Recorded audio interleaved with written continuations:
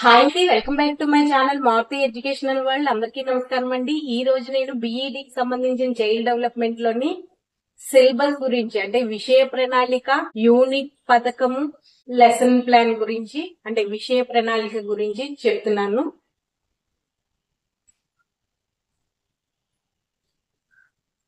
విషయ ప్రణాళిక ఈ మూడింటి గురించి చెప్తున్నాను.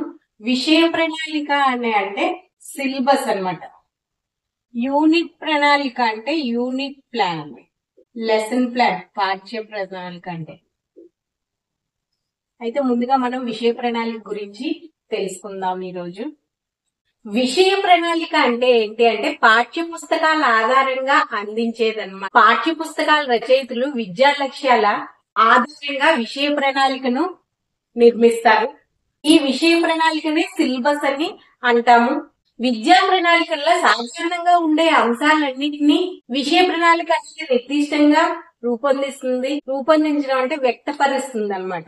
పాఠ్య ప్రణాళిక లేదా విద్యా ప్రణాళికలో పాఠ్య, పాఠ్యేతర, సహపాఠ్యేతర అంశాలు కూడా ఉంటే విషయ ప్రణాళికలో ఎక్కువ పాఠ్యాంశాలకు పరిమితమై ఉంటుందన్నమాట. విషయ ప్రణాళిక అన్నది విద్యా ప్రణాళికలోని వివిధ పాఠ్యాంశాలను అంటే సిలబస్ ను అంటే సబ్జెక్టుల ఆధారంగా విషయ ప్రణాళిక అన్నది రూపొందిస్తుంది.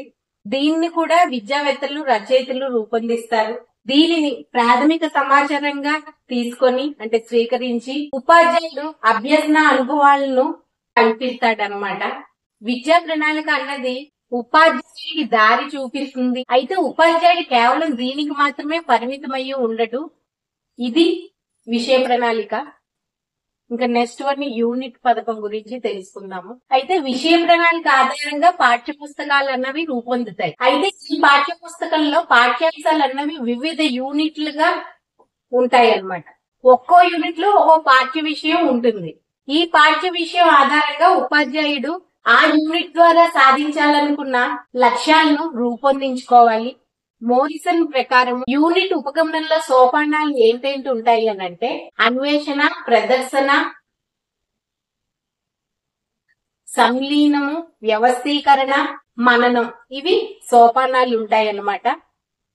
ఈ 5ను భాషలో ఒక్కో యూనిట్ కు సంబంధం ఉండకపోవచ్చు. అయితే యూనిట్ పథకం అమలులో దశలు ఎన్ని ఉంటాయి, ఇది ఏంటి అని అంటే నెంబర్ 1 సన్నాహం లేదా ప్రేరణ, పూర్వజ్ఞానాన్ని తెలుసుకోవడము, ప్రదర్శన, అభ్యసన, నిర్వహణ, సంగ్రహపరచడము, పునర్చరణ, మూల్యాంకనము ఉంటాయి అన్నమాట. ఈ 7 ఉంటాయి అంటే 7 దశలు ఉంటాయి. ఇది యూనిట్ పథకం. ఇంకా నెక్స్ట్ పాఠ్య పథకం, లెసన్ ప్లాన్. ఈ లెసన్ ప్లాన్ అనేది పూర్తిగా ఉపాధ్యాయుడి చేతుల్లో రూపుదిద్దుకుంటుంది అనమాట. ఒక్కో పాఠ్యంలో సాధించవలసిన లక్ష్యాలను, విద్యార్థులు ఆశించే ప్రవర్తన మార్పులను ముందుగానే ఊహించుకుంటూ ఉపాధ్యాయుడు పాఠ్య పథకాన్ని రూపొందించుకోవాలి. పాఠ్య ప్రణాళిక అనేది అతి విశాలమైనది అంటే కరికులం. దీన్ని సాధించే ప్రాథమిక విభాగమే యూనిట్ పాఠ్య పథకం అన్నమాట.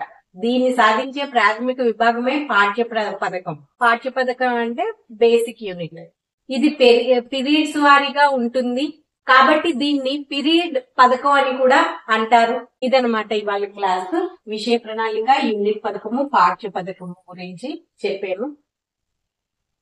ఈ వీడియో అన్నది బిఈడిలోని చైల్డ్ డెవలప్మెంట్ సబ్జెక్ట్ లోని చాలా ముఖ్యమైన టాపిక్ అండి. ఈ వీడియో బిఈడి ఎవరైతే చదువుతున్నారో వాళ్ళకి చాలా ఉపయోగకరంగా ఉంటుంది.